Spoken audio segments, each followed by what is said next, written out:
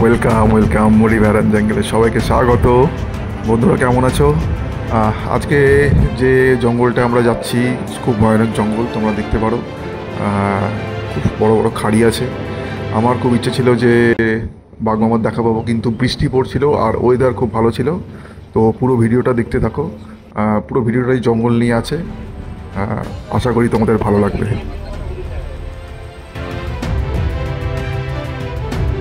ঠিক আছে।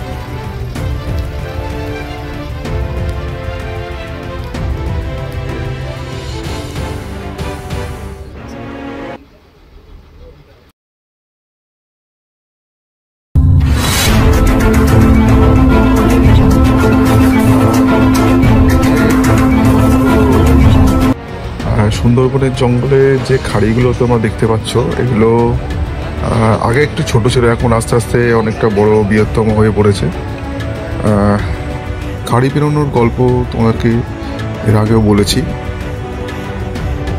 সুন্দরবনের বন্য প্রাণ বা খাড়ি অতপ্রতভাবে জড়িত। খাড়ি সর্বত্র আমাদের সুন্দরবনে রয়েছে। বহু রহস্য, রোমাঞ্চ তথা ইতিহাসের সাক্ষী এই সকল খাড়ি। আর যদি তোমরা দেখতে চাও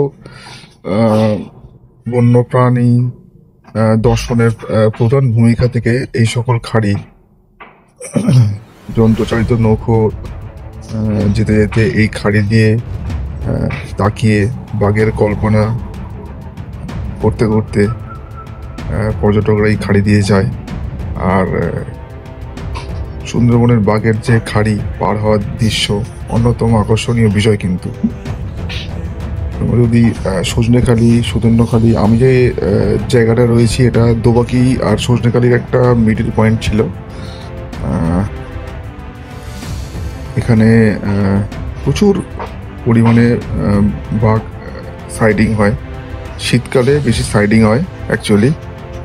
আর সুন্দরবনের মধ্যে বন্যপ্রাণী ও মানুষের এই চলমান সংঘাতে ক্ষতিগ্রস্ত হয়েছে উভয় পক্ষই। এটা বলার কারণ আছে। তার কারণ বন্যপ্রাণীদের একটা নিজস্ব স্বাধীনতা থাকে।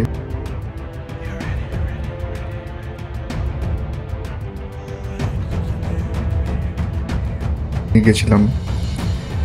আর সুন্দরবন অঞ্চলের প্রতিটা পরিবারের খোঁজ করলে জানা যাবে তাদের কেউ না কেউ বাঘের আক্রমণের শিকার হয়েছে।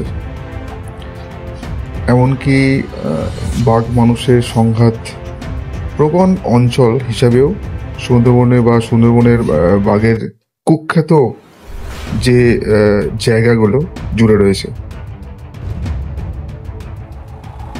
মানুষের ওপর বাঘের আক্রমণের কারণে স্বাভাবিকভাবেই এই প্রশ্ন ওঠে, বাঘ কেন মানুষ খেকো হয়ে ওঠে কেন? বা মানুষ কি বাঘের স্বাভাবিক শিকার?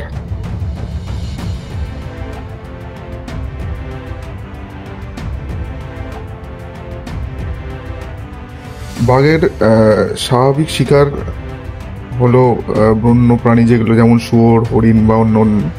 তবে এটাও ঠিক যে প্রতিটি প্রাণীর ন্যায় বাঘও মানুষকে এড়িয়ে চলে বা ভয় পায়। তা হয়তো মহাকালের অতীত হতে প্রাপ্ত অভিজ্ঞতা থেকে বলছি। তাই বাঘের মানুষের খোলা হয়ে ওঠা বা মানুষের ওপর আক্রমণের বেশ কিছু কারণ আছে। তোমরা যদি ভালোভাবে একটু চিন্তা করো, এই যে জঙ্গল, এই সুন্দরবনের যে জঙ্গল, এই জঙ্গলে মানুষের সাথে বাঘের প্রথম সংঘাত বা আক্রমণ সাধারণত অকৃতভাবে জড়িয়ে রয়েছে। কোন বাঘ প্রথম পর্যায়ে মানুষকে শিকার হিসাবে আক্রমণ করে না? প্রথম আক্রমণটি হতে পারে অর্থাৎ যে কোনো কারণে মানুষের মুখোমুখি হয়ে গেলে বা ভয় পেয়ে আত্মরক্ষার জন্য হয়তো বাঘ আক্রমণ করতে পারে। ঘন বনে বিশ্রাম বিশ্রামিত বাঘের সাথে এমন মুখোমুখি হওয়ার ঘটনা বনজীবীদের কাছে অনেক শুনেছি। তবে এটুকু তোমাদেরকে ভাবতে হবে, আবার বনের মানুষের অবাধ বিচরণ, বিশেষ করে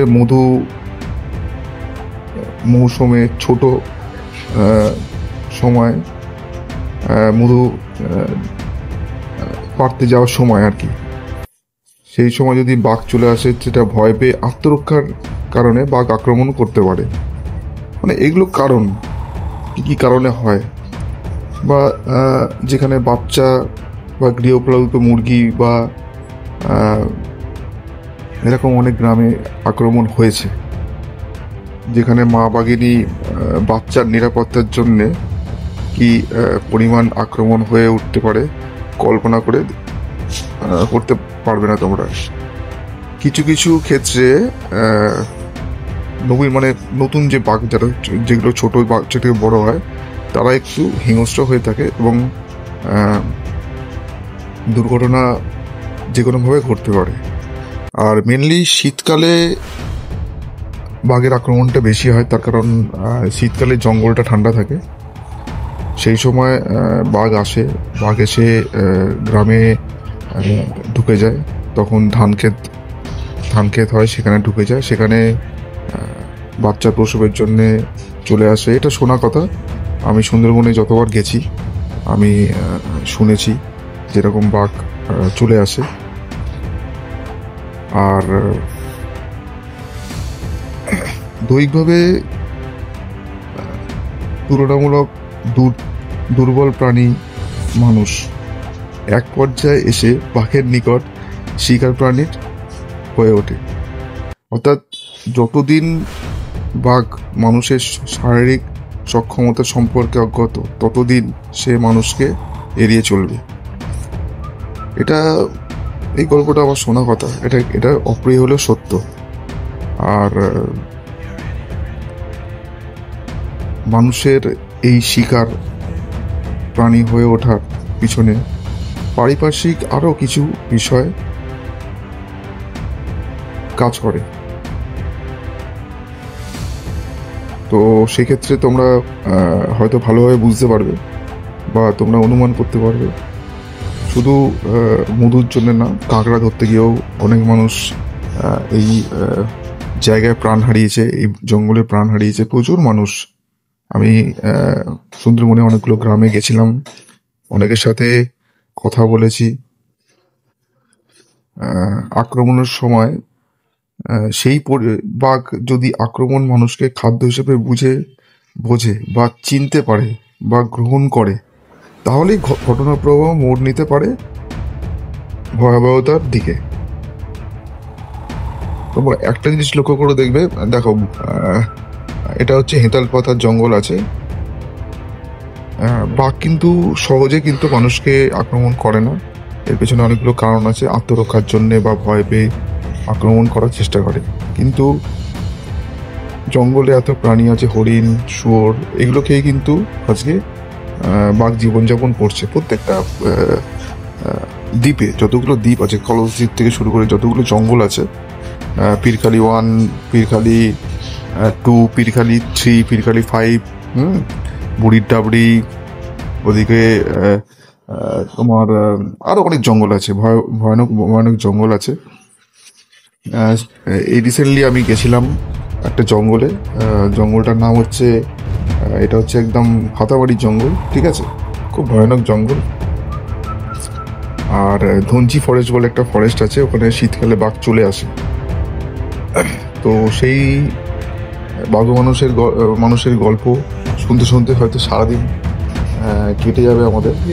আমি এটুকু বলতে পারি, তোমরা যদি কখনো সুন্দরবন যাও,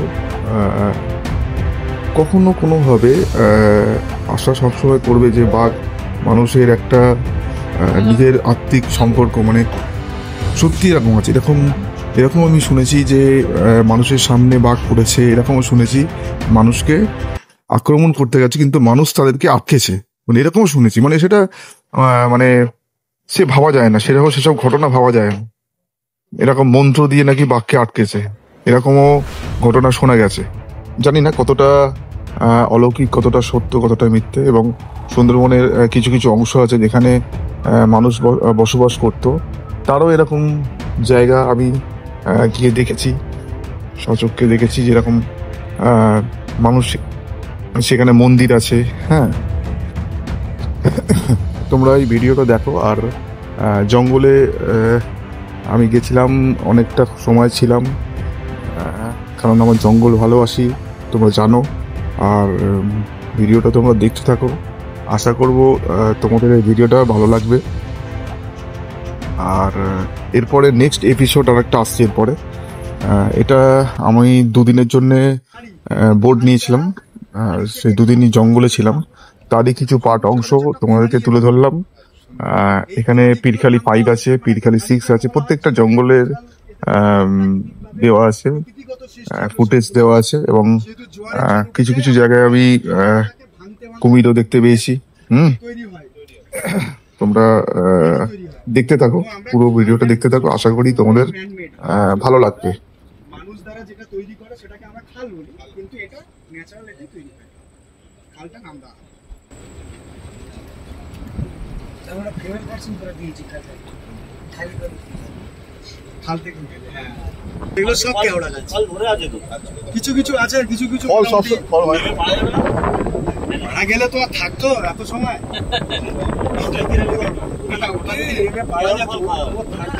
দাদা ওটা নোড় গাছ, দাদা তোমার খাওয়ার জন্য না, জঙ্গলে বাঘ খাবে, তাই তো খাবে, তুমি লাগবে তোমার।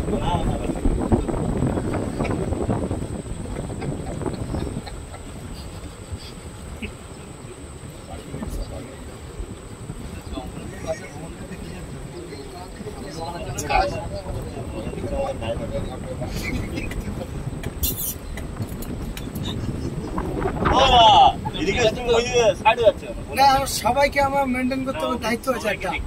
নিচে থেকে মেনটেন করে এসো, যে রান্না করছে ভালো খাবারটা তাড়াতাড়ি নিয়ে এসো।